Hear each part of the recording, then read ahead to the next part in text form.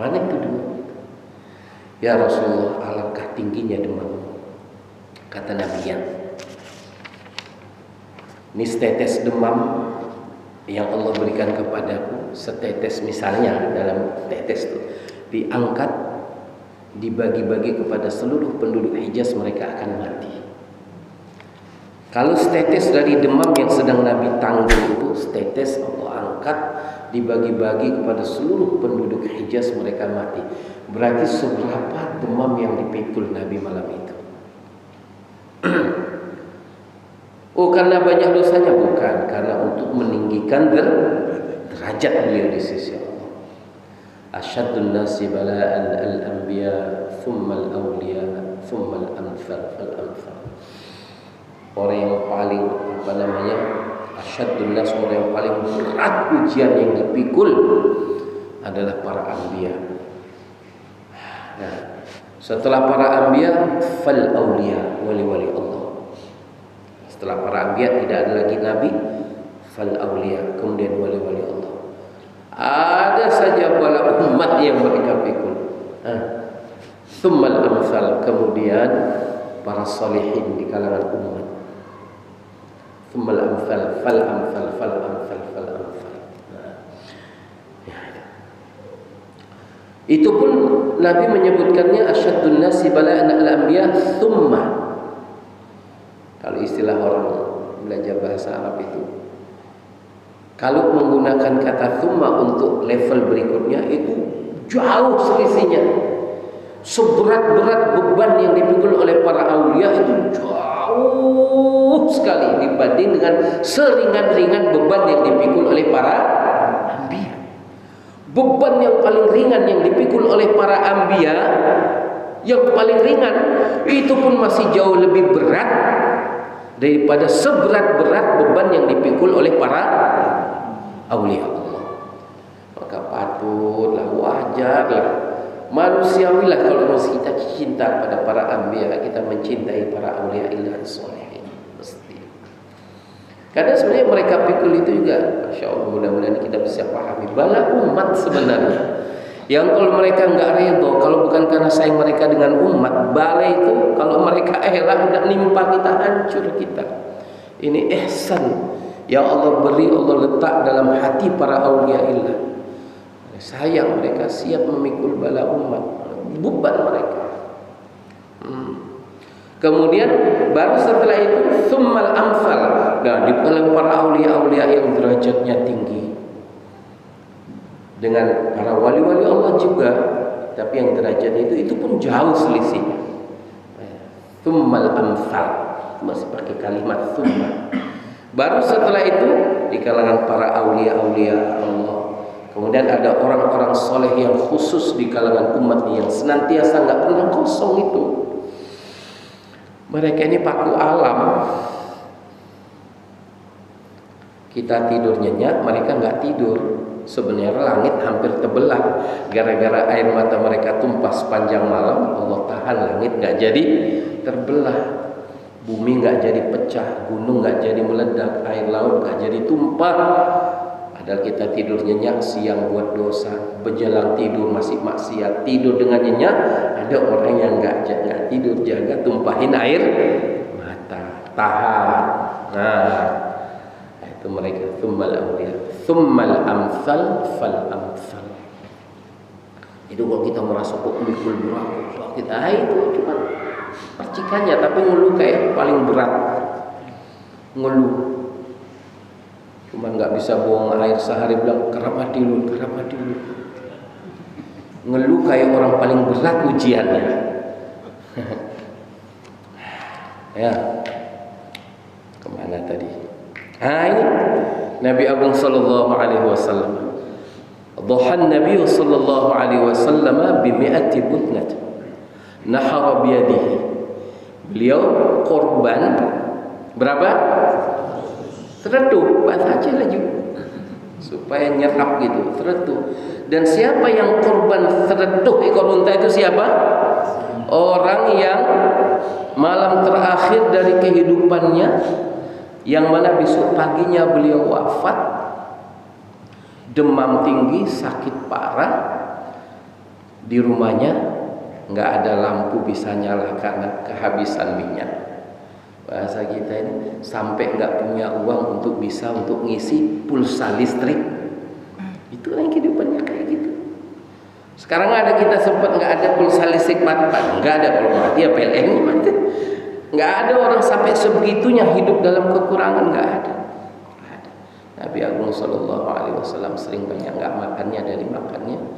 Di akhir kehidupannya, malam terakhir dari kehidupannya, Aisyah mengatakan seperti itu. Aisyah menceritakan, biasa ciri khas hadis-hadis yang diriwayatkan oleh Ahlul Bait kayak gitu, hal-hal yang sangat spesifik dalam keluarga Nabi. Orang nggak tahu kalau Sayyidah Aisyah nggak cerita, karena malam itu beliau bersama dengan Aisyah. Malam itu kami dalam kegelapan, lampu padam, mau dinyalakan nggak bisa karena nggak ada minyak. Nggak ada minyak untuk menyalakan lentera di rumah Nabi Agung Sallallahu Alaihi Wasallam. Nah, manusia agung yang seperti itulah yang korbannya berapa? Tereduh. Nahara biyadihi minha 63 budnatan. Beliau menyembelih dengan tangan beliau sendiri 63 ekor. 63 ekor nyembelih sendiri. Gimana fisik Nabi itu? Bagaimana kekuatan fisik Nabi itu? Masya Allah. Allah beri Nabi kekuatan fisiknya itu tidak seperti manusia biasa. Seluruh nabi-nabi seperti itu. Kekuatan 100 orang laki-laki penghuni surga. 100 orang laki-laki penghuni, 1 orang laki-laki penghuni surga berkekuatan 1000 laki-laki terkuat di dunia. Ya. Berapa hitungannya itu? Berkekuatan 100 orang laki-laki penghuni surga. 1 orang laki-laki penghuni surga, Allah beri kekuatan fisiknya seimbang dengan 1000 laki-laki terkuat di dunia ini. Bukan laki-laki kayak kita. Kalau angkat barbel nggak ada yang lewat. Ya, siapa tenaga orang olimpiade angkat barbel bisa 300 kilo, 500 kilo. Ini kumpulin 1000 orang. Itu 1 laki-laki surga. Bukan itu kekuatan Nabi, enggak, 100 kali itu.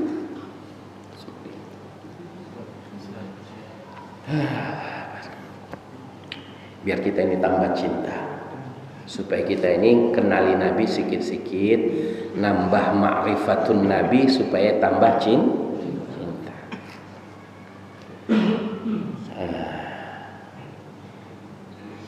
Ada seorang ulama itu doa begini, ya Allah karuniakanlah untukku sebesar zarrah dari ma'rifat kepadamu, yang sebesar zarrah itu walaupun sedetik dari kehidupan. Masya Allah, dikasih ma'rifat walaupun seukuran, dan yang sedarah itu pun cuma sedetik dari kehidupan. Itu lezatnya habis-habisan. Begitu juga kalau Allah karuniakan pada kita itu ma'rifat kepada Nabi, ma'rifatun Nabi, walaupun mungkin sedarah. Tidak ada yang bisa mengenali keagungan Nabi dengan sempurna kecuali yang menciptakan Nabi itu sendiri. Tidak ada yang bisa mengenali keagungan Nabi dengan sempurna kecuali yang menciptakan Nabi itu. Siapa? Allah.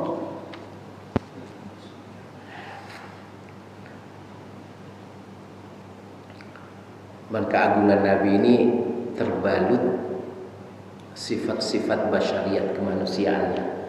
Makan seperti kita, minum seperti kita, tidur seperti kita, lapar dahaga juga seperti kita, sakit juga seperti kita, kepanasan berpeluh juga seperti kita. Untuk menutupi keagungan Nabi yang tidak semua orang mampu melihat, menyaksikan keagungan Nabi sekiranya Allah Ta'ala tampakkan.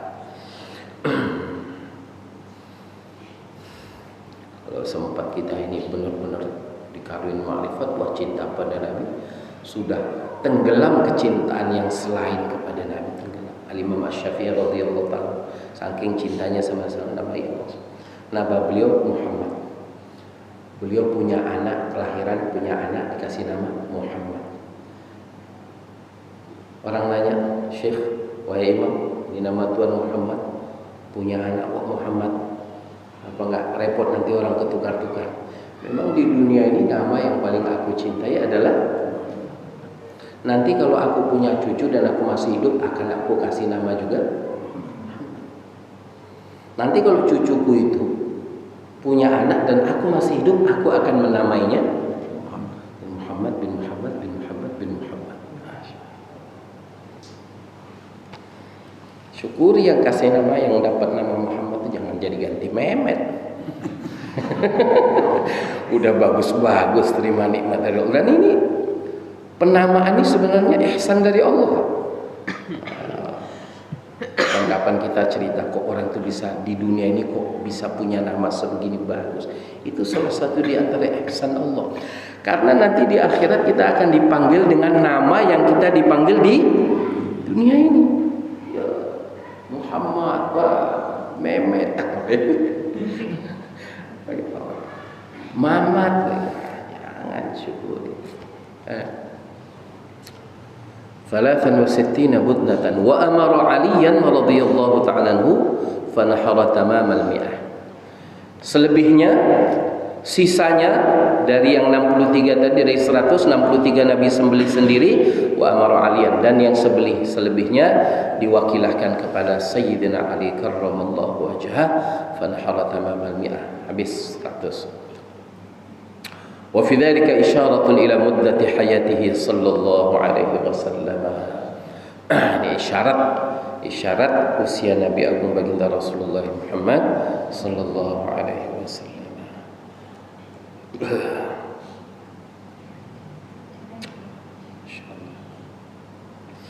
Dan ini mengenai disunnahkannya kita alla yuzilla sya'rahu wa la dhafarahu. Ini untuk apa ini? Ini fadilahnya.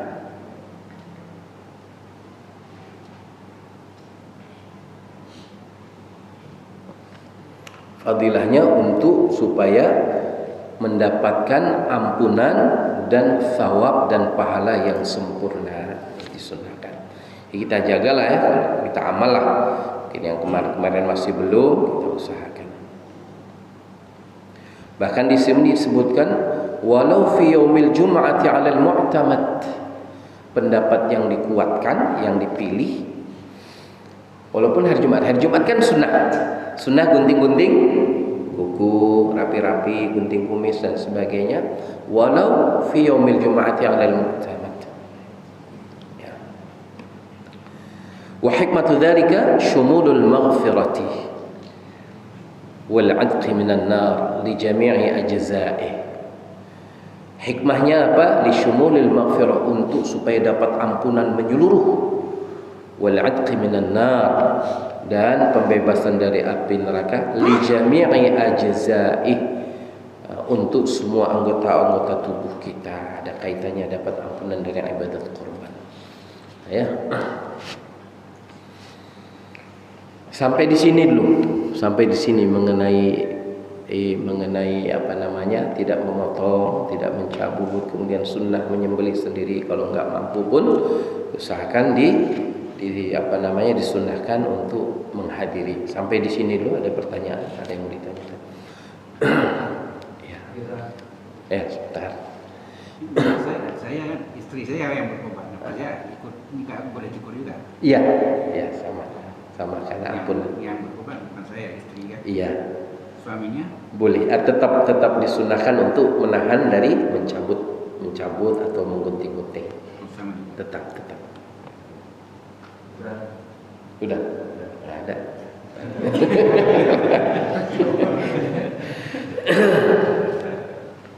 Pak Wino.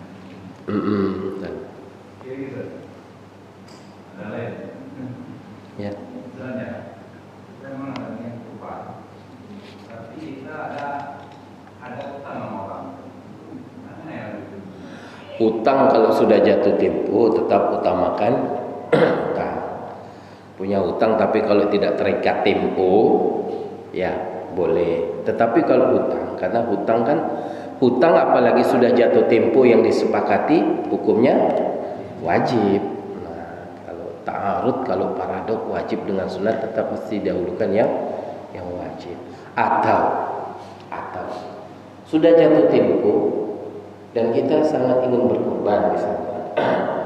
Boleh kalau sudah jatuh tempo tetap wajib melunaskan hutang. Kalau melunaskan hutang tidak lagi punya harta yang cukup untuk membeli binatang kurban. Kalau mendapatkan izin dari si piutang, si yang memberikan hutang, boleh. Tapi kalau Bang Nyo karena pengen untuk bayar hutang, tapi lu hantu kubur gimana? Hutang nih gitu ya. Jangan kurban lah.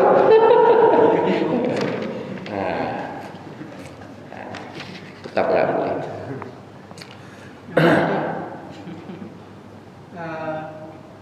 Bagaimana hukumnya orang berkorban tapi salatnya sesekali?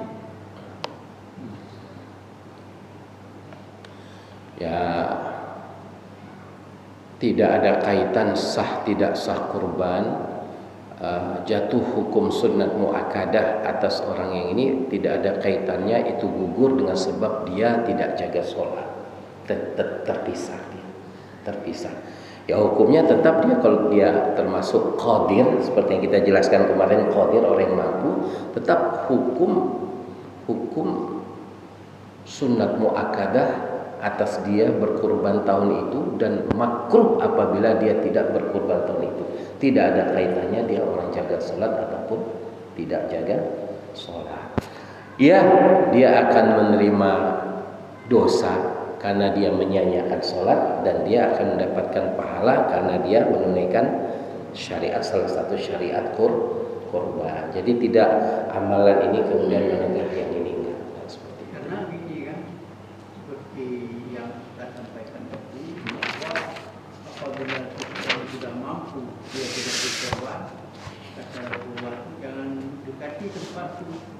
Tempat sholat. Kaitannya orang tidak salah, tapi kita juga berkorban. Apa? Jadi istilahnya gini, memahami teks-teks hadis,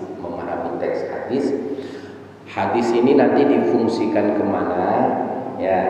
Kemudian nanti dia digunakan untuk istidlal kemana, itu tetap ada ringnya masing-masing.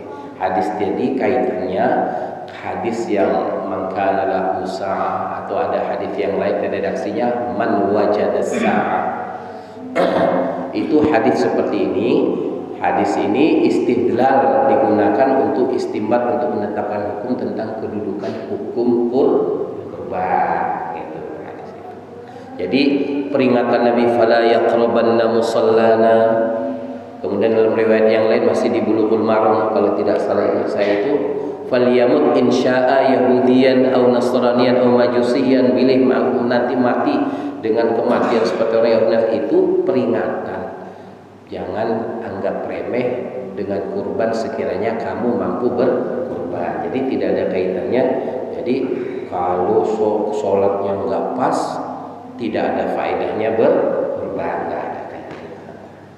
Boleh jadi mungkin di sini dia masih lemah dengan dia tidak mengabaikan salah satu di antara syariat Allah yang lain, dia sungguh-sungguh. Kalau kurban ini benar-benar diterima, nanti dia dapat taufik jadi orang yang jaga sholat tidak mustahil. Wallahu a'lam bishawab. Ya. Itu batasannya Ustaz. Misalnya kita nggak ada punya uang, cuma uang pas-pasan misalnya. Itu batasannya semana kita yang boleh berkorban. Saya uang pas-pasan. Semana kita harus berkorban.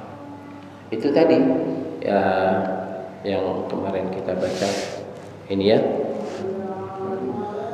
Fa innaha ushturitu fiha an takuna fadlatan an hajati wa hajati mamnunihi yawm al-'id wa lailatihi wa ayyam at-tashriq. Ini ya.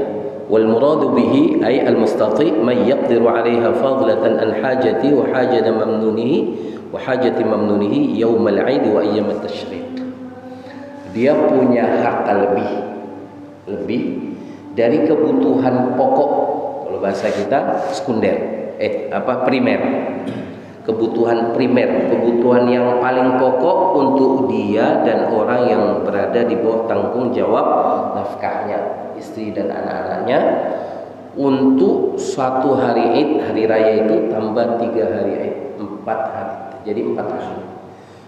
Kebutuhan pokok selama 4 hari, kebutuhan pokok. Makan minum supaya jangan sampai nggak makan jadi sakit, apalagi nggak makan sampai mati. Punya cukup bisa memberikan pakaian, jangan sampai terdedah aurat, atau jangan sampai dia kedinginan ketika musim dingin, kelelahan karena musim panas, tidak ada teduhan, tidak ada untuk bungkus badan. Hal ini yang primer.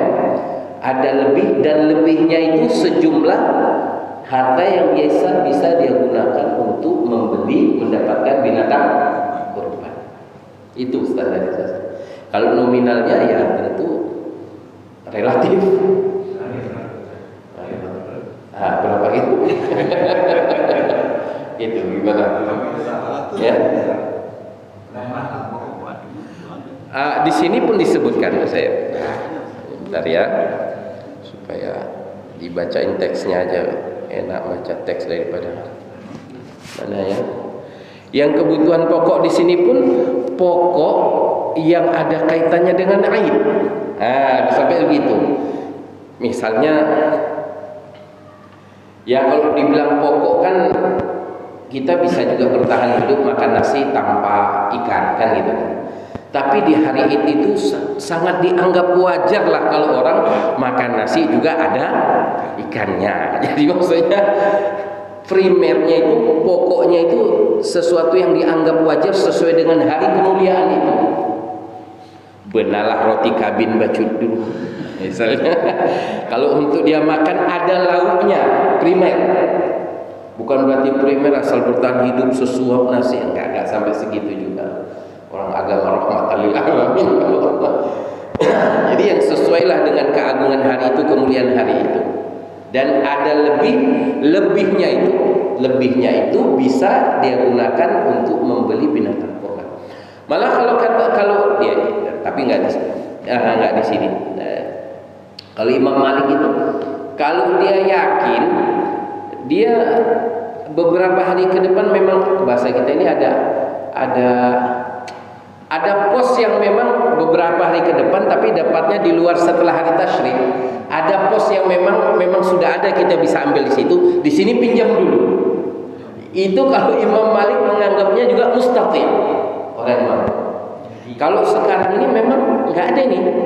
Kalau untuk di hari sekarang ini, apalagi kalau kita ini penyetorannya paling nggak sehari 2 hari sebelum harus kita beli, kan gitu. Sekarang ini sampai hari Id, hari tasyrik habis nggak ada. Tetapi memang nanti Lebaran ke-6 memang udah ada ini posnya, udah kelihatan lah, ada orang mau bayar hutang udah dijanjikan misalnya. Ada pos yang akan datang pada hari setelah berlalunya hari ini. Dan itu pun dia dianggap mustahil kalau dalam oleh Imam Malik, dan dia boleh berhutang sejumlah untuk bisa dapatkan binatang kurban. Dia dianggap mustahil. Tapi kan kita nggak ambil yang itu, kita ambil yang real. Yang real kita punya harta lebih dari kebutuhan pokok yang sesuai dengan kemuliaan hari itu. 4 hari kita dengan orang yang berada di bawah tanggung jawab nafkah kita. Ya. Ini kita bacain tentang qaulus Syafi'i ya. Wa li qauli Syafi'i radhiyallahu taala anhu la urkhisu fi tarkiha liman qadara 'alaiha. Aku tidak memberikan keringanan, rukhsah keringanan fi tarkiha, untuk tidak melakukan kurban liman qadara 'alaiha, bagi yang mampu. Wa muraduhu, maksudnya annahu yukrahu tarkuha lil qadir 'alaiha. Beliau tetap menghukum makruh, hukumnya makruh.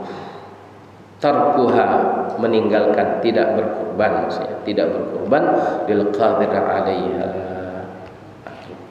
Ini kalau istilah apa ini? Nassus Syafi'i, nas dari lisannya Al-Imam Asy-Syafi'i radhiyallahu taala.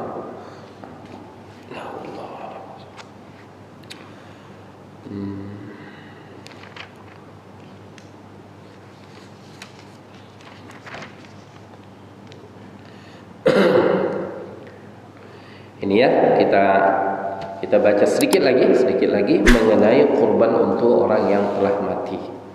Mengenai korban untuk orang yang telah mati. Masih sempat nggak ngaji malam Ahad besok ya? Masih nggak dapat lagi ya? Kalau karena hari rayanya hari Kamis. Hari Kamisnya hari raya masih ada, tapi kira-kira masih semangat ngaji nggak waktu itu? Kadang-kadang orang harinya ada, kira-kira masih semangat nggak ngaji? Kalau masih kira-kira ya.